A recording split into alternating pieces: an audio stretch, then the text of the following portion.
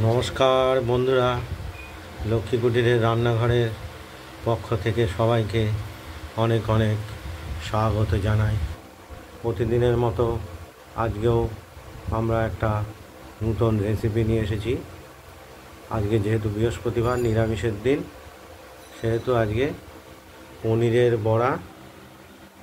এই পনিরের বড়াটা দেখতে পাচ্ছেন, এটা পোস্ত দিয়ে ভাপা, পোস্ত কাঁচা লঙ্কা ভাপা। সবাইকে পোস্তের তেলটা গরম করে নিয়েছি।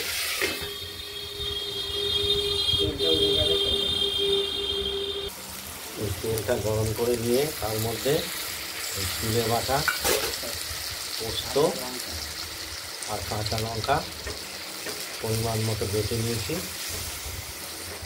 বেটে নেওয়ার পরে একটা কড়াইতে দিয়ে দিলাম গরম তেলের মধ্যে। এবার স্বাদ মতো নুন দেব,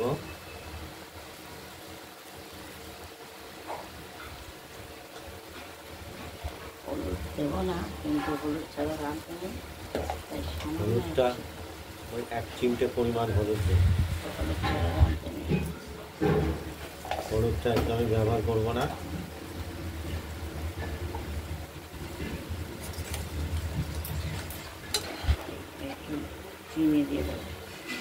সামান্য মিষ্টি দিয়ে দিলাম।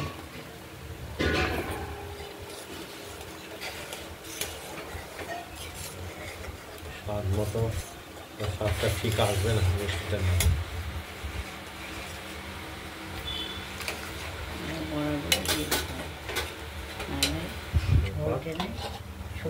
বড়াগুলো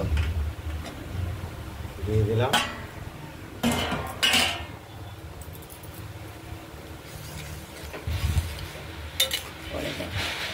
এগুলো ওই দোকানে ভাজা বড়া।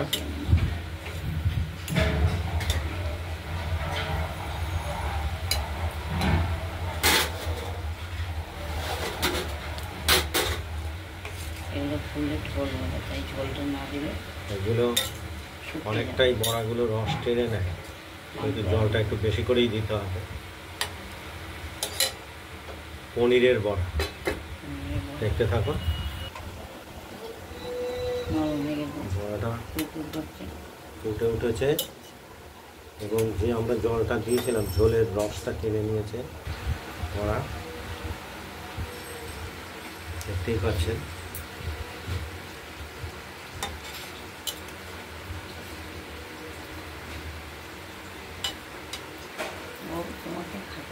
এগুলো মাখা মাখা এমনি হয়ে যাবে রসটা।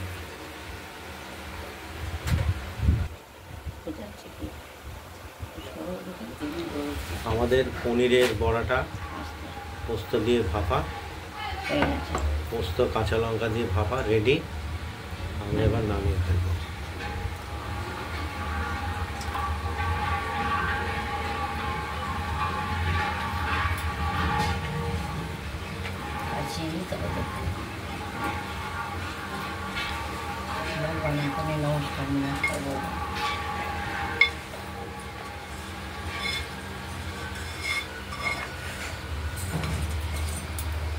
আমরা থালাতে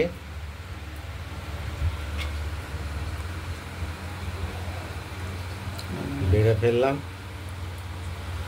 এইটা এই যত রস টানবে তত বড়াগুলো ফুলতে থাকবে। দেখুন বন্ধুরা, আর আপনারা বাড়িতে এই ধরনের পনিরের বড়া এনে বাড়িতে রেসিপিটা ট্রাই করে আমাদের কমেন্টস করবেন। আর আমাদের এই ভিডিওটা শেয়ার করে দেবেন, আর লাইক করবেন, আর সাবস্ক্রাইব করে দেবেন। আর আরেকটা রেসিপি আমরা দেখাবো, সেটা হলো কুমড়ো সর্ষে দিয়ে ভাজা। এরপরের রেসিপিটা দেখাচ্ছি। কুমড়োটা কাটতে হবে। আজ এই পর্যন্তই। ভালো থাকবেন, সুস্থ থাকবেন।